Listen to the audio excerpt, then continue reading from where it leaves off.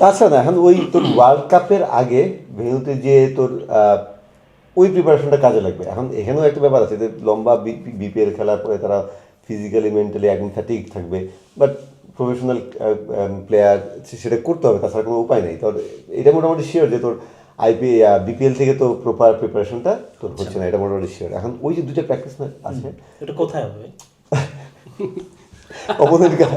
Opponent তো আছে এখন, তো মানে ভেন্যু চেঞ্জ হলে অপোনেন্টও চেঞ্জ হয়ে যেতে পারে। এখন তো ওই হ্যাঁ, এই ওয়ার্ল্ড কাপের প্র্যাকটিস ম্যাচগুলো যেটা হয় আমি সবসময় দেখেছি যে খুব বেশি ইন্টেন্স থাকে না।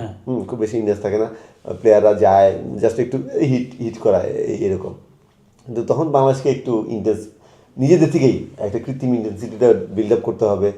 প্লাস হলো যে ওই গিয়ে খুব ইন্টেন্স তোর যারা কোচিং স্টাফ আছেন তাদেরকে ওটা এনশিওর করতে হবে, ক্যাপ্টেন কোচিং স্টাফ, যে হ্যাঁ ঠিক আছে একদম ম্যাচ সিচুয়েশনে যেন ইন্টেন্স ট্রেনিংগুলো হয়। তাছাড়া মানে আমার মনে হয় তাছাড়া আসলে বিপিএল থেকে তুই ওয়ার্ল্ড কাপের প্রিপারেশনটা ওইভাবে নিতে পারবে।